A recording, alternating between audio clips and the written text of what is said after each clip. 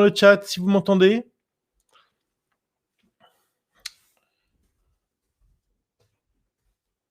Le chat, c'est sur votre droite.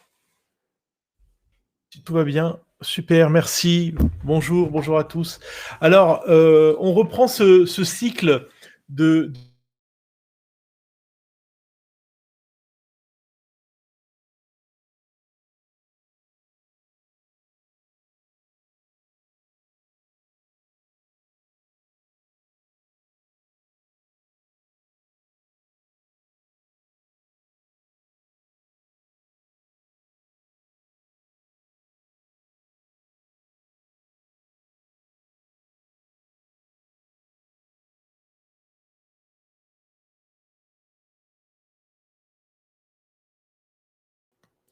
Est-ce que c'est bon maintenant?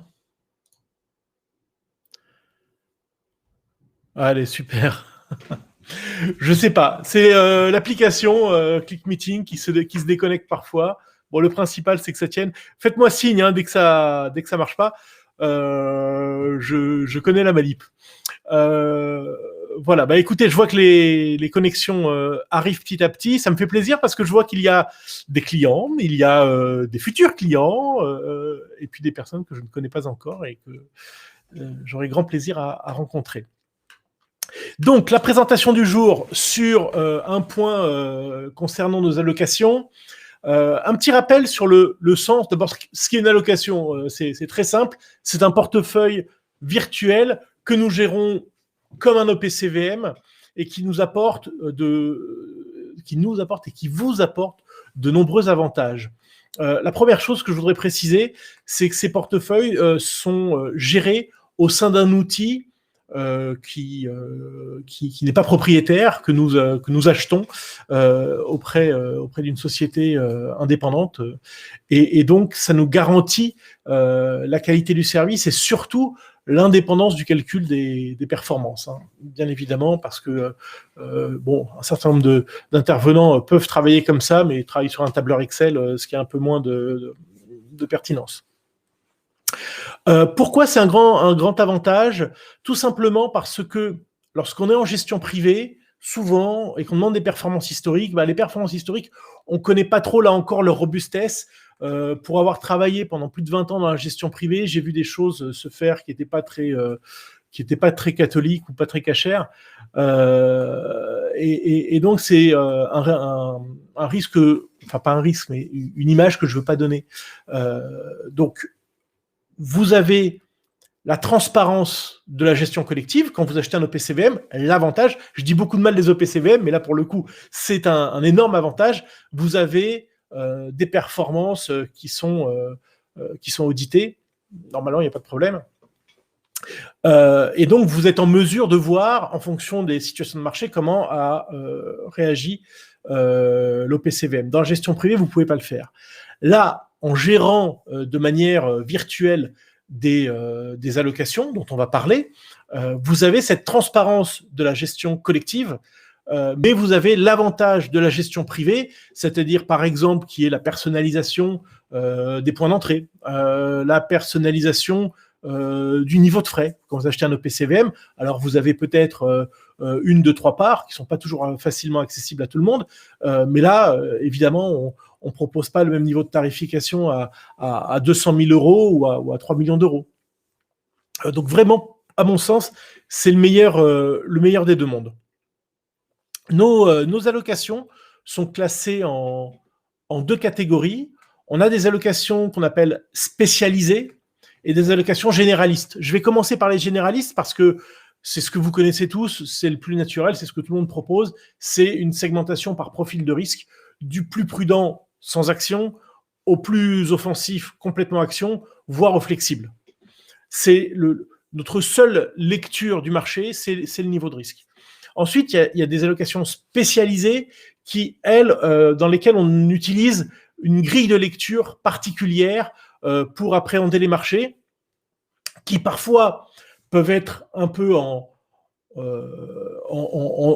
contradiction avec notre vision fondamentale, mais c'est pas grave, on se prête, on reste dans le cadre. Par exemple, l'allocation future dont on va parler, qui a fait plus de 80% l'année dernière, bon, on peut s'interroger, et on s'est interrogé d'ailleurs en tout début d'année, est-ce qu'il fallait faire encore futur, sachant que dans un portefeuille plus diversifié, on va être plus enclin à aller vers de la value, alors que futur, les thématiques d'avenir, c'est plutôt des valeurs de croissance.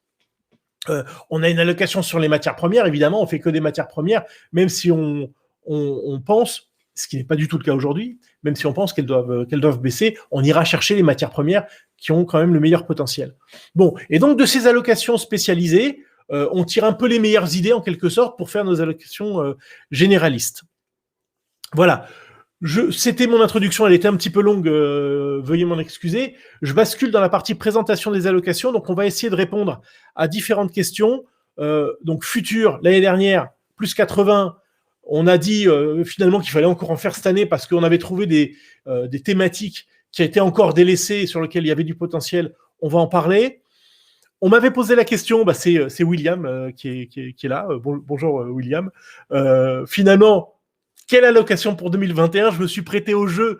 J'avoue que je m'en suis voulu un peu parce que c'est quand même à haut risque de s'amuser à sortir une allocation parmi plus de 20 et dire c'est celle-là qu'on préfère pour cette année.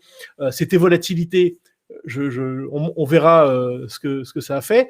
On fera un point rapide sur la performance de toutes les allocations qui ont été lancées en 2020 et on a été assez actifs en la matière. Et on finira par un tour d'horizon rapide sur les allocations à faible volatilité pour ceux qui recherchent un peu de protection dans ces marchés. Je passe sur la présentation. Paf.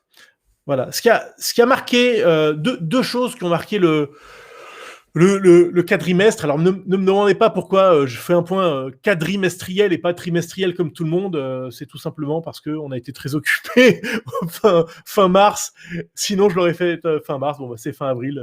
C'est pas très grave. En tout cas, il y a deux choses qui ont marqué les marchés financiers à mon sens. C'est le retour en grâce de la value. Alors, j'ai pris... Je suis pas sûr que sur votre écran, ce soit hyper lisible l'abscisse. Ici, on est en 2001, paf. Ici, évidemment, en 2021, mais c'était pour montrer le rattrapage de la value du début des années 2000. Et puis, à partir ici, on est en 2007, la sous-performance de la value au profit de la croissance. Et ici, il y a quand même un point qui est important, qui semble être un point bas. Alors, vous pourriez me répondre à raison que d'un point de vue strictement graphique, ça peut ressembler à un point bas ici ou à un point bas ici. Ok, je suis d'accord. C'est quelque chose qu'on va surveiller. On a évidemment une idée sur la question. On considère que c'est un point bas assez séculaire et sur lequel on va essayer de capitaliser dans nos allocations. J'ai zoomé ici sur cette dernière période pour montrer une chose, c'est que ici, on est octobre-novembre. Et évidemment, ça coïncide avec le vaccin. Ça coïncide avec les élections américaines. Je ne suis pas sûr qu'il y ait un fort lien de cause à effet. Ce qui est assez intéressant de voir, c'est cette reprise vigoureuse ici, à partir du moment où on a parlé de déconfinement aux États-Unis, en Angleterre. Ici, on a une phase de respiration. Et notre pari, c'est qu'on va repartir dans ce sens-là. C'est aussi très corrélé à un autre graphique qui a quand même marqué ces 4 premiers mois de l'année, c'est le comportement des taux d'intérêt. C'est pas un hasard si les taux d'intérêt ont globalement constitué une base ici au cours de l'été et qu'à partir du moment où on a le vaccin, c'est parti. Et que la correction sur la value, elle est concomitante à la correction sur les taux d'intérêt ici et qu'on est en train de repartir.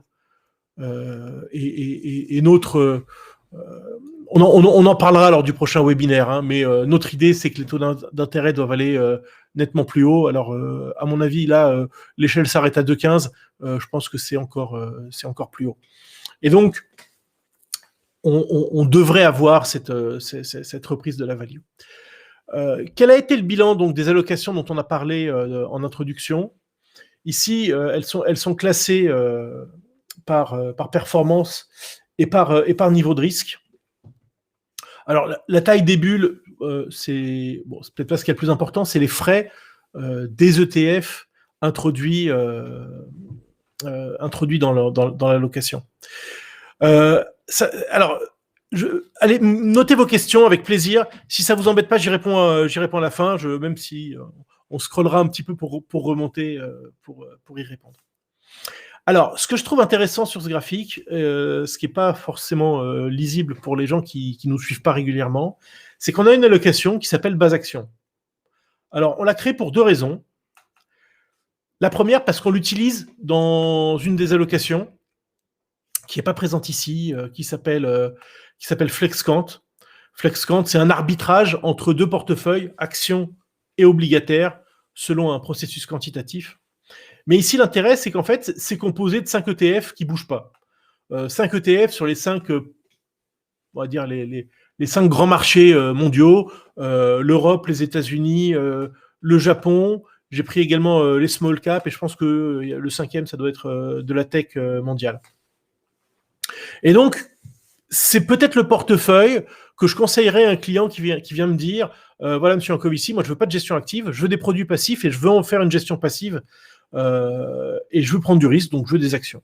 Voilà. Bon, bah écoutez, c'est pas idiot de monter ce portefeuille-là. Et ce portefeuille, il est à 10%, et c'est globalement l'image des performances des principaux indices. J'ai ici le CAC est autour de 11, le Nasdaq est un peu en retrait, autour de 9, avec en particulier un premier trimestre à 1,36. Donc c'est là le fameux retour en grâce du ratio value-croissance. Mais globalement, les indices mondiaux sont autour de 10. À noter quand même le pétrole, qui lui est plus près de 30%. Voilà.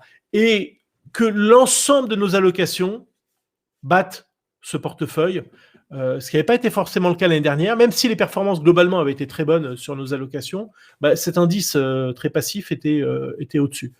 À noter quand même ces deux allocations-là, qui, on va dire, sous-performent cet indice, mais pour des raisons très claires, puisque émergent est positionné sur les pays émergents. Alors, les pays émergents, ça se situerait plutôt par là. Et PEA est globalement, en tout cas à ce jour, une similitude avec émergent, puisqu'il est également très positionné sur les pays émergents. Les pays émergents qu'on a sélectionnés, on est sorti depuis assez longtemps de la Chine, qui a très bien performé. On a été chercher de l'Amérique latine, qui n'a pas encore délivré son potentiel, mais qui, à mon avis, doit remonter de manière très vigoureuse. Les marchés sont bas, les marchés sont pas chers, et les devises également sont très basses. On a également de la Grèce, qui est en train de faire un parcours vraiment formidable, et qui soutient ces allocations, mais hélas de la Turquie, avec la mise à la porte du patron de la Banque centrale de façon très surprenante, puisque il avait été changé 3-4 mois avant. Voilà. Sur le reste, on va avancer et on va voir pourquoi justement volatilité. Voilà. Moi, je suis assez content finalement. Même avec un niveau d'incertitude important, d'avoir dit à William que c'est une allocation qu'on aimait bien pour 2021, et puisque aujourd'hui c'est la meilleure, et que Futur, malgré les 80 de l'année dernière, on est encore à 22 cette année. On va faire un focus là sur Futur. Voilà, ça c'est bien de mettre ça, parce que c'est le reporting qu'on fait tous les trimestres. Donc là, les performances sont arrêtées à fin mars.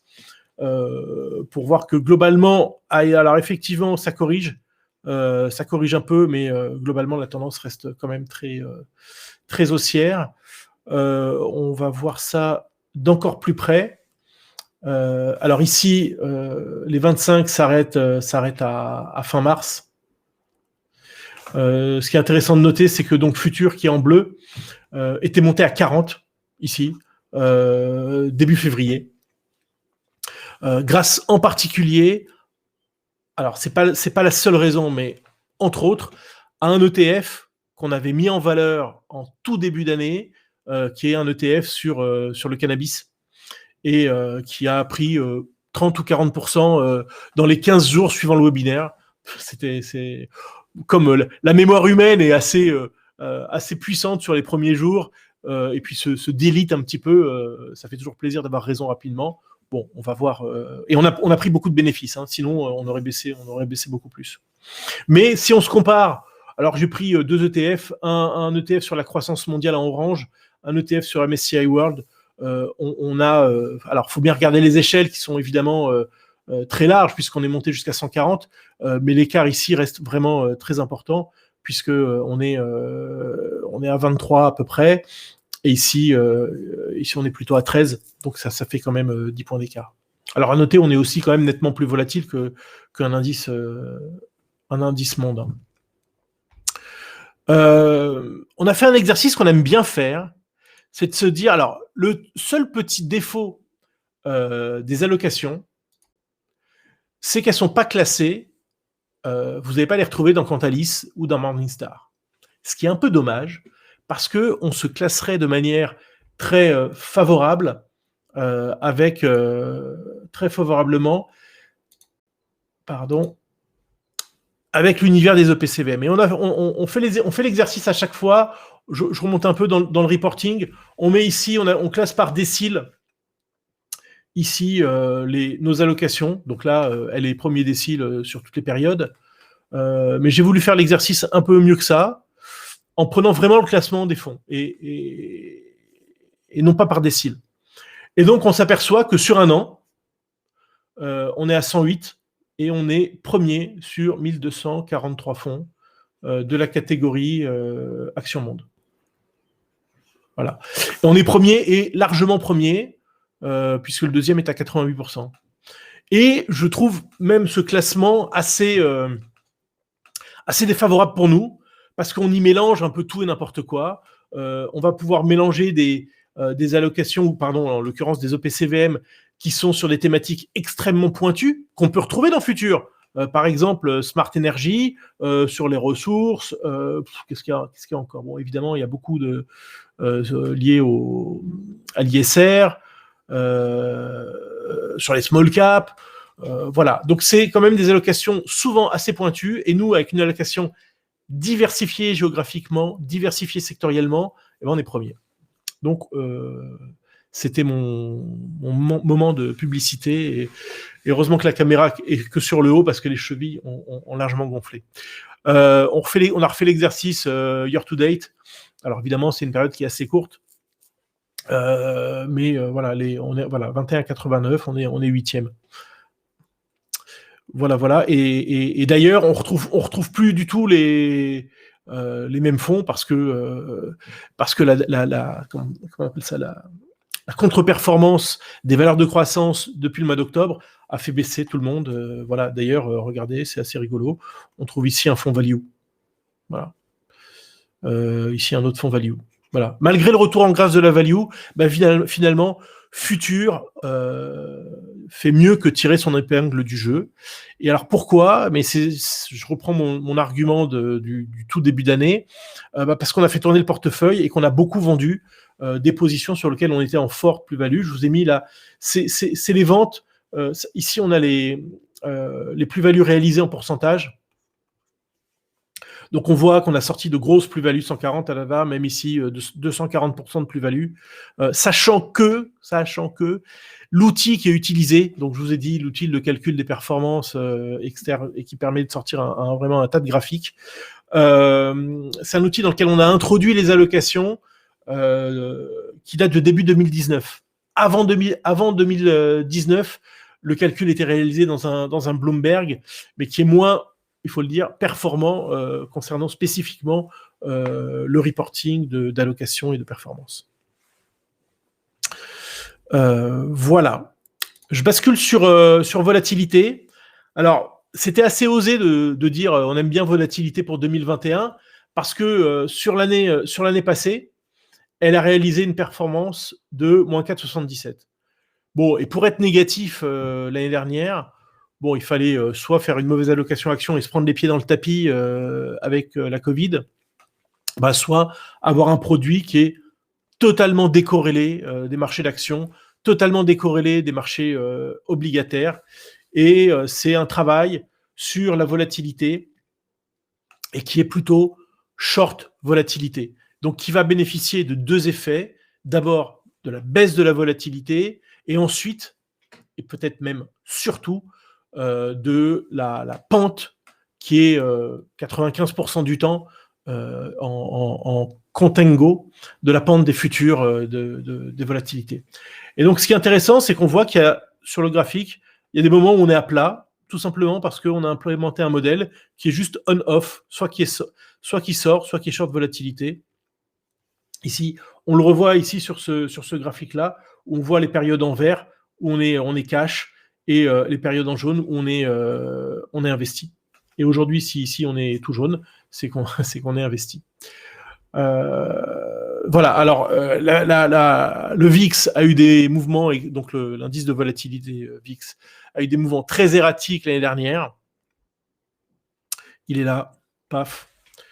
Voilà, avec cette pointe juste extraordinaire. On est sur des points mensuels, hein, sur des points quotidiens, on a été bien au-dessus. Et fin 2020, on a dit, par rapport aux perspectives macroéconomiques, c'est pas normal d'avoir un VIX encore au-dessus de 30. Et donc, c'est pour ça qu'on a mis en avant cette allocation volatilité, qui aujourd'hui, le VIX est autour de 17. Je ne suis pas sûr qu'il baisse encore énormément. Il pourrait encore un peu baisser, mais c'est surtout cette pente de volatilité qui est favorable à l'allocation. Donc, cette allocation, je remonte juste un petit peu, qui a une performance historique juste étourdissante. Alors, je suis pas, comme la plupart des gens sérieux, un grand fan des backtests. Néanmoins, comme c'est une allocation quantitative, c'était assez naturel de faire un backtest. Le backtest a commencé en décembre 2010, l'allocation en octobre 2015, et en intégrant la période de backtest, on est à plus de 700%, soit une performance annualisée de 21%, donc largement supérieure à un MSCI World, donc qui est ici en orange. Même si, sur une période plus récente, on a sous-performé ce MSCI World. Alors, je suis désolé, les couleurs sont inversées. Ici, l'allocation est en bleu et le MSCI World en orange. Et là, ne me demandez pas pourquoi, c'est l'inverse. Donc, volatilité est ici et sous-performe assez nettement, puisque là, on est à peu près à 120 et le MSCI World est à 145. Néanmoins, en base 100 en début d'année ici, on fait mieux que le MSCI World. Et donc, j'ai pas de raison de croire que volatilité ne fasse pas une très bonne année encore. Non, en 2021.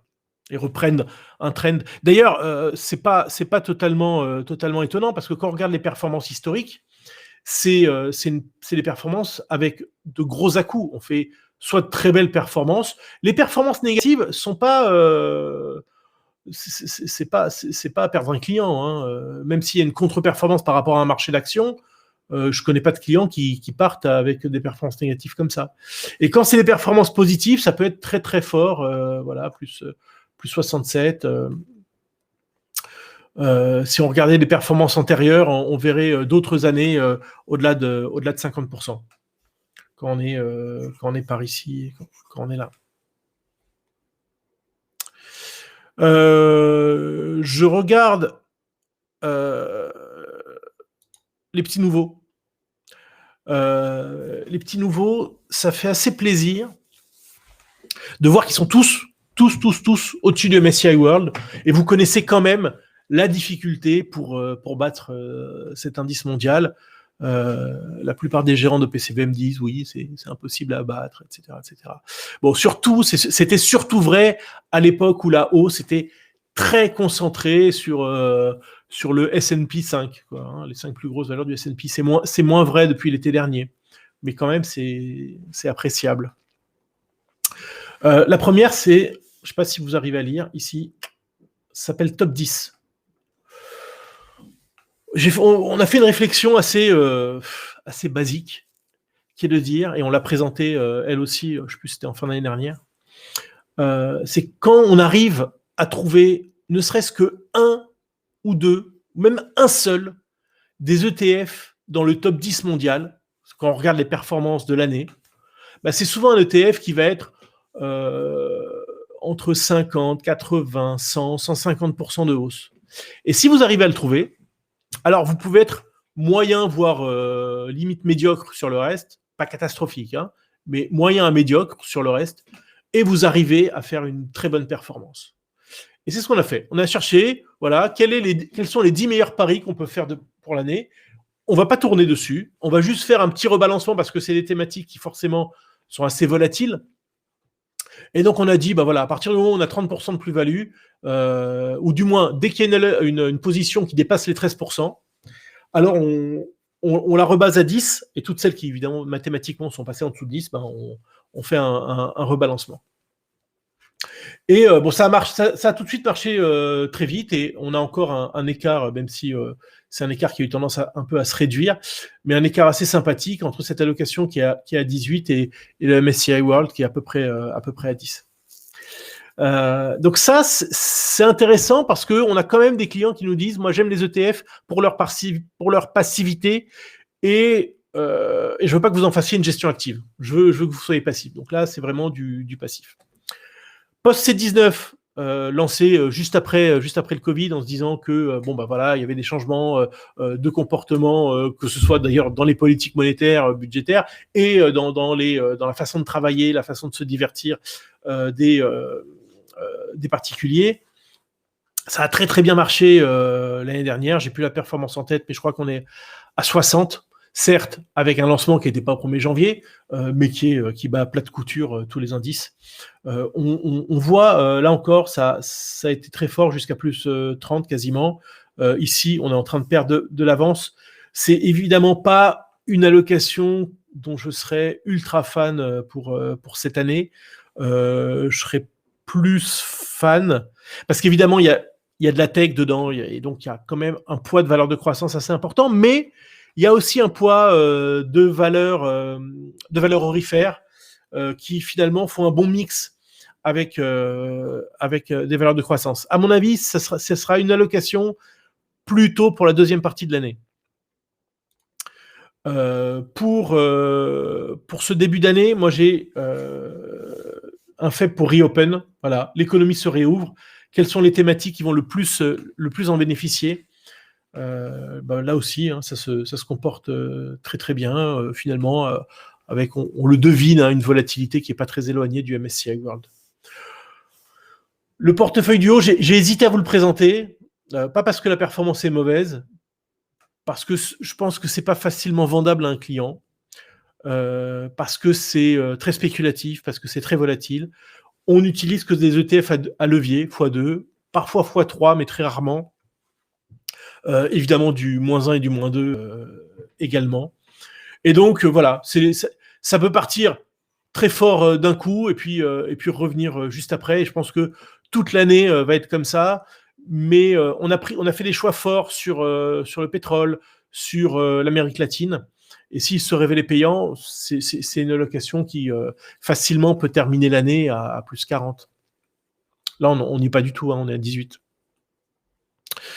Et la dernière, qui est sur les matières premières, qui fait un très bon début d'année, qui a pas qui fait un plat pour l'instant. Après, c'est un peu un peu toutes les allocations ont fait ça, c'est-à-dire un excellentissime début d'année, et puis un plat, voire une légère correction, pour venir un peu perdre de l'avance avec le MSCI World, mais elle l'a regagné. Elle l'a regagné ensuite. Voilà, je vois les questions qui viennent, n'hésitez pas, hein, je vous promets, je les prends toutes à la fin. Voilà, pour finir, les allocations à faible volatilité, il y a quand même un certain nombre d'investisseurs. Alors, c'est très clivé en réalité, ce que j'entends, et même des nouveaux clients qui appellent. C'est soit j'ai peur, mais je veux quand même en profiter, donc comment on peut faire pour faire une gestion assez prudente? Et j'ai des clients, en général plus jeunes que la moyenne, qui me disent, voilà, moi j'ai un profil offensif, je veux y aller. Alors on explique, on discute, parfois on vient réduire en équilibre, en dynamique, et puis Et puis on dit que de toute façon, on part pour au moins 8 ans et que si les marchés corrigeaient, il sera toujours temps de passer dans le profil de risque supérieur. Alors, qu'est-ce qui différencie ces allocations? Alors, il y en a une qui sont... Je les ai hésité à les mettre en prudente parce que, alors, j'ai pas la vol ici, mais la volatilité est un peu plus élevée que les autres, puisqu'on peut... je sais pas, ça peut ressembler à un Carmignac patrimoine, c'est-à-dire il va jusqu'à 50% d'actions, c'est un peu ce qu'on fait ici. On cherche à se protéger des risques géopolitiques. C'est un peu poil à gratter d'appeler ça guerre protection. Et ici, une allocation évidemment qui n'a intéressé personne pendant des années, mais qui va pouvoir commencer à intéresser beaucoup de monde, et qui finalement, malgré toutes ces années de déflation, on a réussi à faire des performances qui sont pas mirobolantes, mais pour une exposition maximale à 50%, c'est déjà pas mal. Puisque ne serait-ce que l'année dernière, on est à plus 8. Protect Air, celle-là, on peut la classer dans les allocations prudentes. C'est une allocation qui a deux poches, qui a une poche obligataire, qui est là vraiment pour protéger, donc pas de high yield, pas de corporate, donc des emprunts d'État. Et à côté de ça, des métaux précieux, des matières premières. Donc il y a ce côté, je cherche de la cyclicité avec les matières premières, donc soit industrielles, soit énergétiques.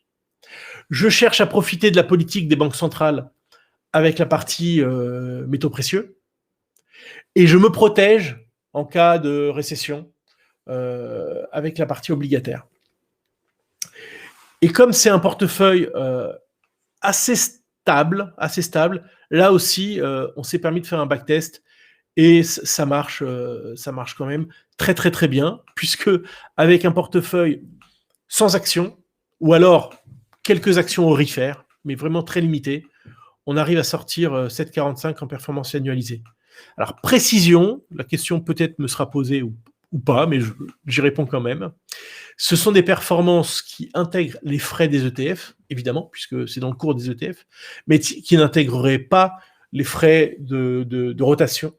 Si, il y a un peu de frais de rotation, mais comme mes clients peuvent être des instits qui peuvent traiter à 3 points de base, ou des particuliers qui seront à 15, 20, 30 points de base, là, on a tranché, on est à 10 points de base de frais de rotation intégrés.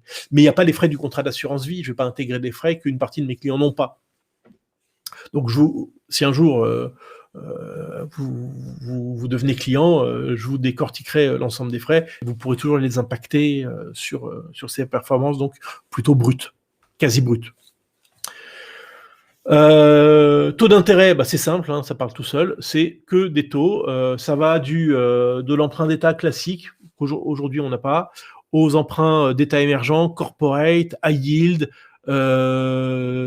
convertibles, short, voilà. Donc l'idée, idéalement, ça serait de sortir une performance tous les ans. On n'a pas réussi, je reconnais, ici 2017, l'année dernière non plus. Ça a été un peu compliqué, mais néanmoins, ça laisse quand même une performance annualisée qui a eu tendance quand même à s'affaiblir à cause de 2020. Voilà, mais bon, je reste assez confiant de délivrer une performance assez régulière, évidemment avec une volatilité très limitée. Et alors, donc là, voilà, c'est une bonne illustration. Ces allocations-là, ce sont des allocations spécialisées, puisqu'il y a un prisme, il y a une gestion quantitative, il y a une gestion discrétionnaire, mais avec protection guerre, inflation.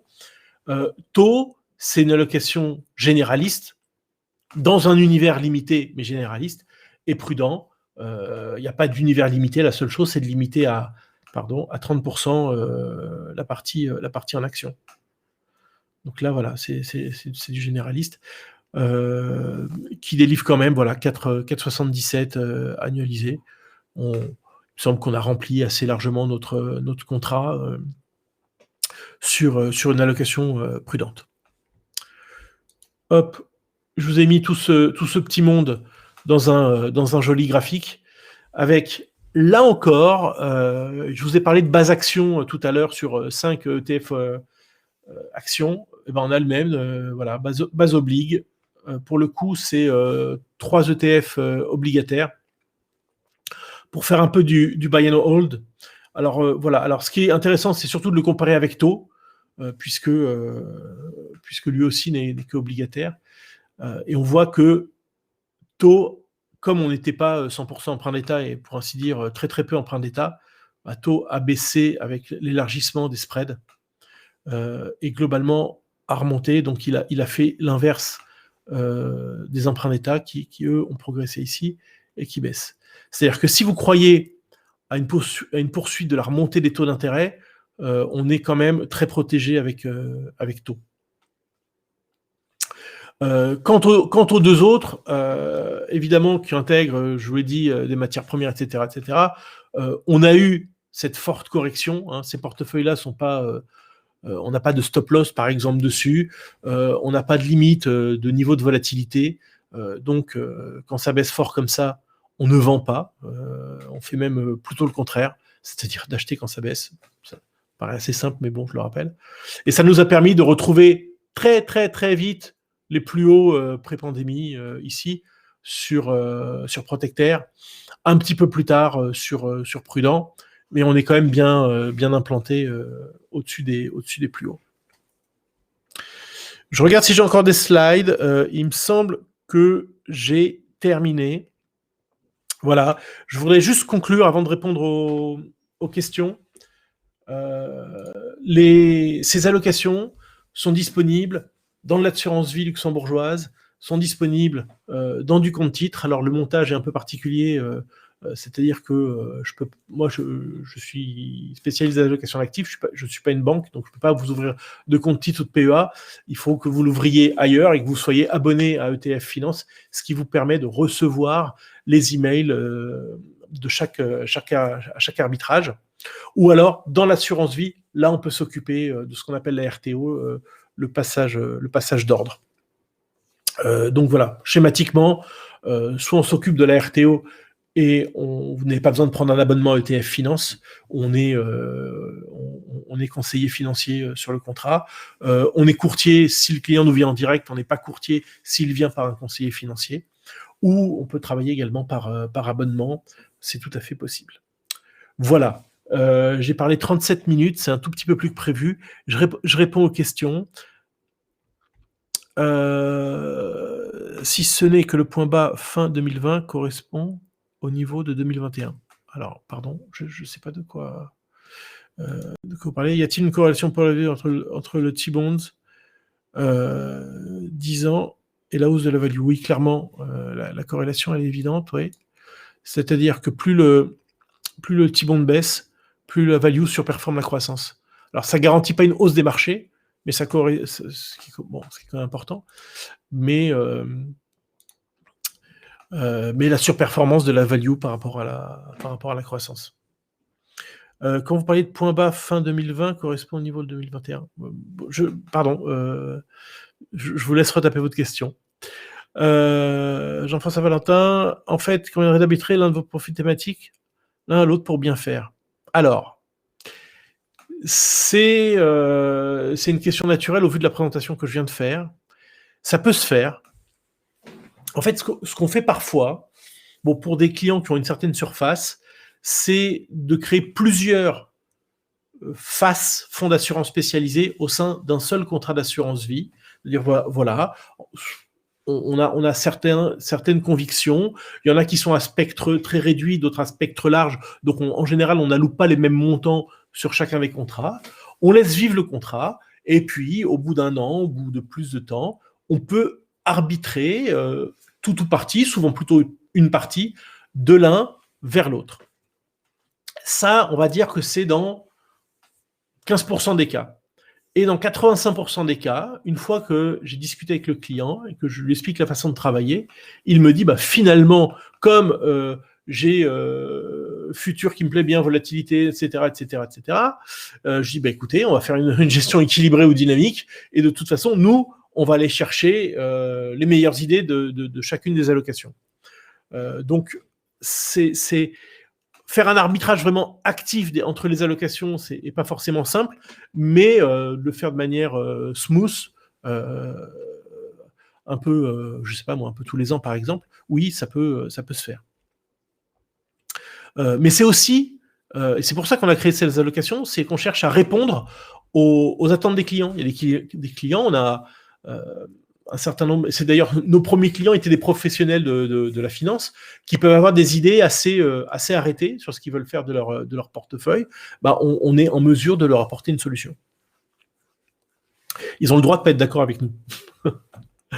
Que pensez-vous de l'adage Sell in May and go away pour les actions? Est-ce que vous l'appliquez? J'aime bien cet adage. Je les aime pas tous, loin de là, mais je l'aime bien parce que statistiquement, ça marche pas mal. Et c'est pour ça, c'est une des raisons pour lesquelles on a fait une allocation qui s'appelle Winner Loser, qui là, fin avril, on va tout vendre et on va être cash jusqu'à fin octobre. Voilà. Et c'est assez, ça a bien marché. Je tourne ma tête à droite pour rattraper la performance de Winner Loser. Alors l'année dernière, ça n'a pas du tout marché, parce qu'évidemment, on a juste repris la hausse d'avril, mais on n'a pas pris la hausse ensuite, on a repris la hausse fin novembre. De novembre-décembre, mais ce qui a fait que fin avril, on affichait des performances qui étaient, je crois, de l'ordre de moins 25. Hein. C'est pas très joli. On est remonté très très fort, on finit l'année à moins 4, et là, le début d'année commence très bien. Alors, hop. Donc, je réponds, le temps que ça s'affiche, je réponds à votre question. Voilà, on finit l'année à moins 4, et cette année, on est à 15,80.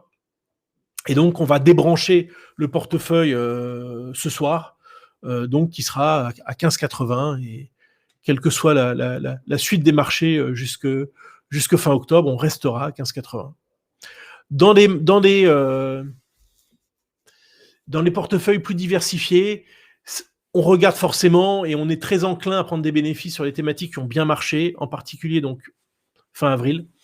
Quand on sent qu'il y a vraiment du potentiel, on n'y touche pas. Sur le chart value, paf.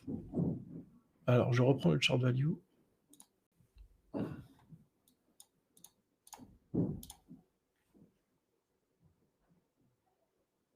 Alors, sur le chart value, est quasiment au même niveau qu'en 2001. Le point bas fin 2020. Ouais. Est quasiment au même niveau qu'en 2001. Oui. Et non en 2021. D'où le retour de la value. Alors, moi, ce que j'appelle le retour de la value, c'est le retour en grâce aux yeux des investisseurs, parce que cette surperformance-là de la value, si je zoomais sur ce graphique-là, ça serait vraiment une performance assez massive, mais qui n'est rien comparé à deux choses, comparé à la sous-performance depuis 2007. Le rattrapage c'est microscopique, et qui n'est rien non plus au rattrapage qu'il y avait eu au début des années 2000. On voit, ça a été, pardon, j'écris pas droit, ça a été extrêmement violent. Donc oui, on a retrouvé les points bas de 2001, mais je fais pas d'analyse graphique sur des performances d'un actif contre un autre. Je préfère voir les tendances et essayer de comprendre quels sont les moteurs de ce ratio, plutôt que de dire bon bah voilà, ça réatteint un point bas ici, donc ça doit rebondir. C'est un peu osé comme réflexion, il me semble. Oui, voilà, l'idée, effectivement, entièrement d'accord, ce n'est que le début. Voilà, reste à savoir comment on met en œuvre. Mais c'est dommage, j'ai pas pensé, j'aurais pu vous présenter. On a une allocation spécialisée qui s'appelle Value, tout simplement. On a souffert toutes ces années pour essayer de délivrer de la performance. Elle, pour le coup, si on la compare au MSCI World, on est très très très très en retard. Mais attendez, je vais vous dire tout de suite combien est fait depuis le début de l'année. C'est l'avantage du direct.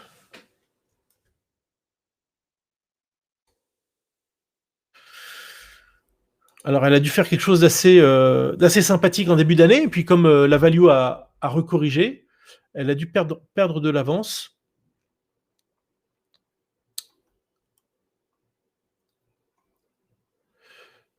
Alors, on est à 15,30 depuis le début de l'année, donc ça surperforme le MSCI World. On a dit qu'il était autour de 10, mais on a dû quand même faire les 2 premiers mois de l'année bien mieux que ça. On a dû perdre de l'avance. Hein. C'est un petit peu long pour afficher. Je vous montre 2 minutes. Enfin non, 2 minutes, c'est une expression, hein, je vous rassure. Les premières positions. Bon, on a beaucoup de pays émergents. On a beaucoup de pays émergents dans la value. On avait un peu de Turquie, donc ça nous a un peu pesé. Mais par exemple, voilà, on a du pétrole. La ligne sur le pétrole fait 23% cette année. On a la première ligne, c'est sur le Brésil. Et le Brésil est à -1 depuis le début de l'année. Donc ça a évidemment beaucoup pesé sur la performance. Alors,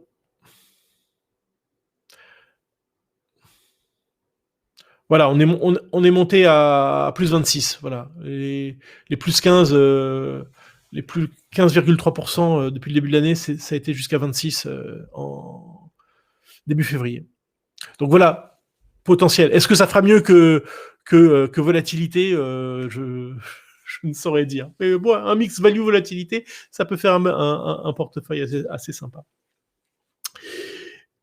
Écoutez, oh là là, j'ai largement dépassé le temps qu'on avait prévu. J'espère que ce webinaire vous a intéressé. N'hésitez pas à mettre des commentaires dans le mail que vous allez recevoir dans les prochaines minutes. Bon, on essaye toujours de s'améliorer. Vous recevrez également en début de semaine prochaine l'invitation au prochain webinaire. Inscrivez-vous, j'ai toujours plaisir à voir des habitués, puis des petits nouveaux.